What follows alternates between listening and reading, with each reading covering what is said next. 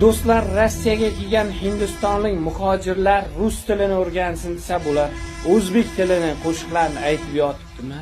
Bu videoni bir ko'ring. Yuragim to'ldi mening, bu qalbim o'ldi mening janonim. Ko'zlarim to'ldi mening, shu dardga qoldi mening janonim. İşanıp senga qarab, aldanib qoldim meni janonim.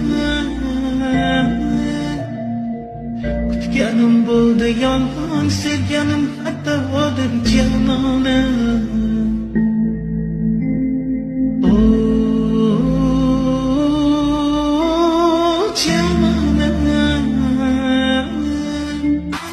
Lekin qanday bo'lsa ham juda ham zo'r aytibdi. Ushbu videoni ko'rgan bo'lsangiz bittadan like bosib qo'ying.